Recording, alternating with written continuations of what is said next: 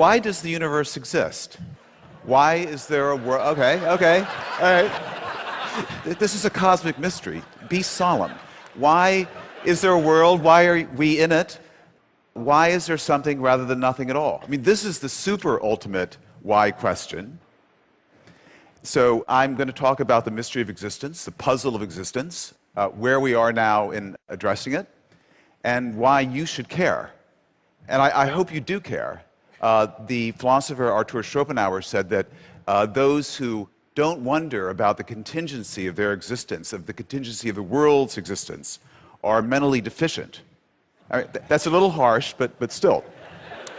Yeah, so this has been called the most sublime and awesome mystery, the deepest and most far-reaching question man can pose. It's obsessed great thinkers. Ludwig Wittgenstein, perhaps the greatest philosopher of the 20th century, was astonished that there should be a world at all. He wrote in his Tractatus, Proposition 4.66, it is not how things are in the world that is the mystical, it's that the world exists. And if you don't like taking your epigrams from a philosopher, try a scientist. John Archibald Wheeler, one of the great physicists of the 20th century, the teacher of Richard Feynman, the coiner of the term black hole, he said, I want to know, how come the quantum? How come the universe? How come existence? And my friend Martin Amis, by the way, I'll be doing a lot of name dropping in this talk, so to get used to it. My dear friend Martin Amis once said that we're about 5 Einsteins away from answering the mystery of where the universe came from. And I no doubt there are 5 Einsteins in the audience tonight. Any Einsteins? Show of hands? No Einsteins? Okay. So this question, why is there something rather than nothing, this sublime question, was posed rather late in intellectual history. It was towards the end of the 17th century, the philosopher Leibniz, who asked it. Very smart guy, Leibniz, was invented the calculus independently of Isaac Newton at about the same time. But for Leibniz, who asked, why is there something rather than nothing, this was not a great mystery. You know, he either was or pretended to be an Orthodox Christian in his metaphysical outlook. And he said, it's obvious why the world exists, because God created it. And God created it indeed out of nothing at all. That's how powerful God is. He doesn't need any pre-existing materials to fashion a world out of. He can make it out of sheer nothingness, creation ex nihilo. And by the way, this is what most Americans today believe. There's no mystery of existence for them. God made it. Okay, so let's put this in an equation. I don't have any slides, so I'm going to mime my visuals, so use your imaginations. So it's God plus nothing equals the world, okay? Now, that's the equation. And so maybe you don't believe in God. Maybe you're a scientific atheist or an unscientific atheist, and you don't believe in God, and you're not happy with it. By the way, even if we have this equation, God plus nothing equals the world, there's already a problem. Why does God exist? You know, God doesn't exist by logic alone unless you believe the ontological argument, and I hope you don't, because it's not a good argument. So, you know, it's conceivable if God were to exist, he might wonder, you know, I'm eternal, I'm all-powerful, but where did I come from? Whence then am I? God speaks in a more formal English, and so one theory is that God was so bored with pondering the puzzle of his own existence that he created the world, you know, just to distract himself. But anyway, so let's first forget about God. So take God out of the equation, we have blank plus nothing equals the world. Now, if you're a Buddhist, you might want to stop right there, because essentially what you've got is nothing equals the world, and by symmetry of identity, that means the world equals nothing. Okay, and to a Buddhist, the world is just a whole lot of nothing. It's a big cosmic vacuity. And, you know, we think there's a lot of something out there, but that's because we're enslaved by our desires. If we let our desires kind of melt away, we'll see the world for what it truly is, a vacuity, nothingness, and we'll slip into this happy state of nirvana, which has been defined as having just enough life to enjoy being dead. Okay, so that's it. That's the Buddhist thing. Okay, but I'm not. I'm a Westerner, and I'm still concerned with the puzzle of existence. So I've got, say, blank plus. This is going to get serious in a minute. So blank plus nothing equals the world. What are we going to put in that blank? Well, how about science? I mean, science is our best guide to the nature of reality. And the most fundamental science is physics. That tells us what naked reality really is. That reveals what I call tau photu, the true and ultimate furniture of the universe. So maybe physics can fill this blank. And indeed, since about the late 1960s, around 1970, physicists have purported to give a purely scientific explanation of how a universe like ours could have popped into existence out of sheer nothingness, a quantum fluctuation out of the void.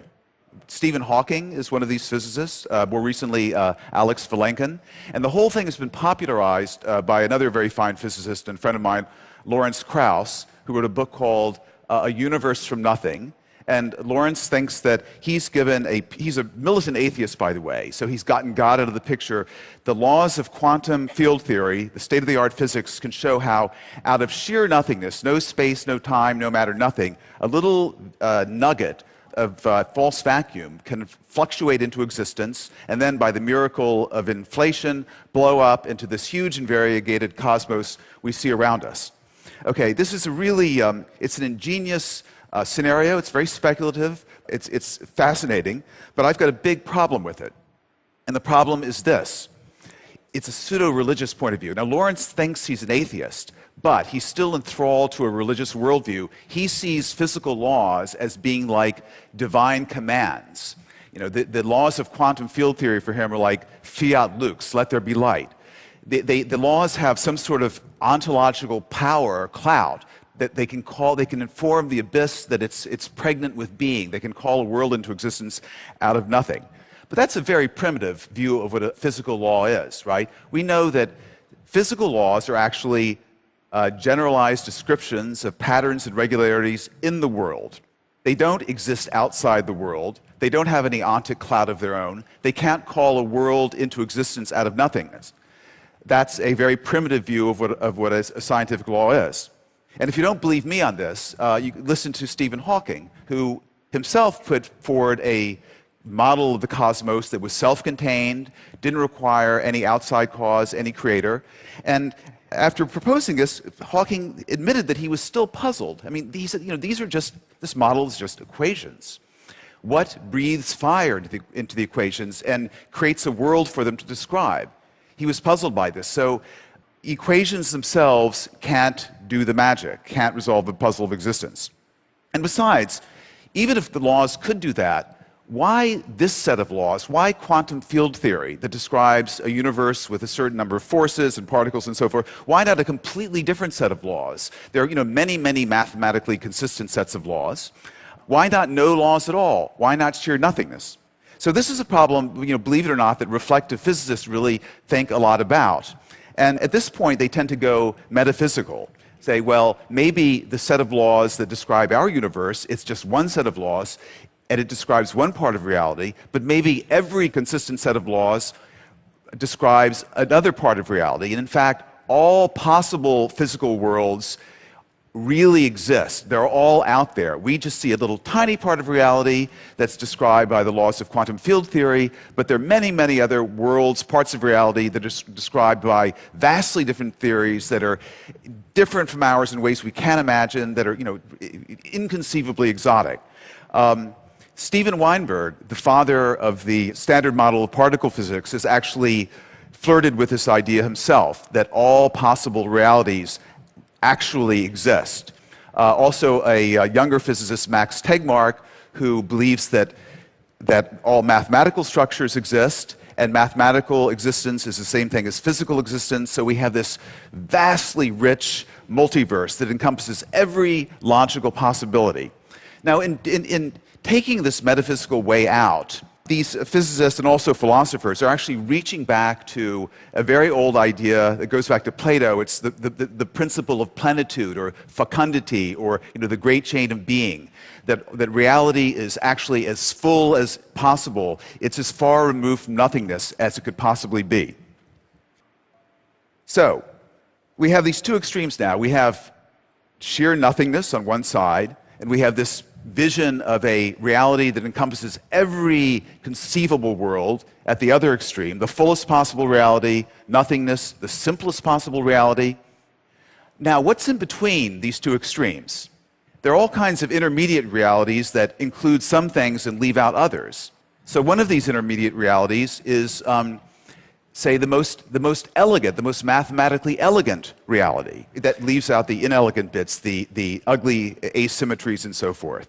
Now, there's some physicists who will tell you that we're actually living in the most elegant reality. I think that Brian Greene is in the audience, and he has written a book called The Elegant Universe. He claims that the universe we live in mathematically is very elegant. Don't believe him. It's an ugly, no, it's a pious hope. I wish it were true, but I think the other day he admitted to me it's really an ugly universe. It's stupidly constructed. It's got way too many arbitrary coupling constants and mass ratios and superfluous families of elementary particles. And what the hell is dark energy? It's a stick and bubblegum contraption. It's not an elegant universe. And then there's the best of all possible worlds in an ethical sense. Now, you should get settled now, because a world in which sentient beings don't suffer needlessly, in which there aren't things like childhood cancer or the Holocaust. This is an ethical conception. And anyway, so between nothingness and the fullest possible reality, various special realities. Nothingness is special, it's the simplest. Then there's the most elegant possible reality, that's special. The fullest possible reality, that's special. But what are we leaving out here? There's also just the crummy, generic realities that aren't special in any way, that are sort of random. They're infinitely removed from nothingness, but they fall infinitely short of complete fullness. They're a mixture of chaos and order, of mathematical elegance and ugliness. So I would describe these realities as an infinite, mediocre, incomplete mess, a generic reality, a kind of cosmic junk shot. And these realities, is there a deity in any of these realities? Maybe, but the deity isn't perfect like the Judeo-Christian deity. The deity isn't all good and all powerful. It might be instead 100% malevolent, but only 80% effective, which pretty much describes the world we see around us, I think. So I would like to propose that the resolution to the mystery of existence is that the reality we exist in is one of these generic realities. Now, reality has to turn out some way. It can either turn out to be nothing or everything or something in between. So if it has some special feature, like being really elegant or really full or really simple, like nothingness, that would require an explanation. But if it's just one of these random generic realities, there's no further explanation for it. And indeed, I would say that's the reality we live in. That's what science is telling us. That's what, at the beginning of the week, we got the exciting information that the theory of inflation, which predicts a big, infinite, kind of messy, arbitrary, pointless reality. It's like a big, frothing champagne coming out of a bottle endlessly, a vast universe, mostly a wasteland with little pockets of charm and order and peace. This has been confirmed, this inflationary scenario, by the observations made by radio telescopes in Antarctica that looked at the signature of the gravitational waves from just before the Big Bang. I'm sure you all know about this. So anyway, I think there's some evidence that this really is the reality that we're stuck with. Now, why should you care? Well, the question, why does the world exist? That's the cosmic question. It sort of rhymes with a more intimate question. Why do I exist? Why do you exist? Our existence is really, it would seem to be amazingly improbable, because there's an enormous number of genetically possible humans. If you can compute it by looking at the number of genes and the number of alleles and so forth, and it's a back of the envelope calculation will tell you there are about 10 to the 10,000th possible humans genetically. That's between a Google and a Googleplex. So, and the number of actual humans that have existed is an infinite, 100 billion, maybe 50 billion, an infinitesimal fraction. So all of us, we've won this amazing cosmic lottery. We're here. Okay, so what kind of reality do we want to live in? Do we want to live in a special reality? What if we were living in the most elegant possible reality? Imagine the existential pressure on us to live up to that, to be elegant, not to pull down the tone of it. Or what if we were living in the fullest possible reality? Well, then our existence would be guaranteed because every possible thing exists in that reality, but our choices would be meaningless. You know, if I really struggle morally and agonize and I decide to do the right thing, what difference does it make? Because there are an infinite number of versions of me also doing the right thing and an infinite number doing the wrong thing. So my choices are meaningless. So we don't want to live in that special reality. And as for the special reality of nothingness, I mean, we wouldn't be having this conversation. So I think living in a generic reality that's mediocre, you know, there are nasty bits and nice bits, and we can make the nice bits bigger and the nasty bits smaller, and that gives us a kind of purpose in life. You know, the universe is absurd, but we can still construct a purpose, and that's a pretty good one. And the overall mediocrity of reality kind of resonates nicely with the mediocrity we all feel in the core of our being. And I know you feel it. I mean, I know you're all special, but you're still kind of secretly mediocre, don't you think? So anyway, you may say, you know, this puzzle of the mystery of existence, it's just, you know, silly mystery mongering. You're not astonished at the existence of the universe. You're in good company. You know, Bertrand Russell said, you know, I should say the universe is just there, and that's all. You know, it's just a brute fact. And my professor at Columbia, Sidney Morgenbesser, a great philosophical wag, when I said to him, you know, Professor Morgenbesser, why is there something rather than nothing? And he said, oh, even if there was nothing, you still wouldn't be satisfied. So, yeah. So, okay. So you're not astonished. You know, I don't care. But I will tell you, I will tell you something to conclude that I guarantee you will astonish you, because it's astonished all of the brilliant, wonderful people I've met at this TED conference when I've told them. And it's this: never in my life have I had a cell phone. Thank you.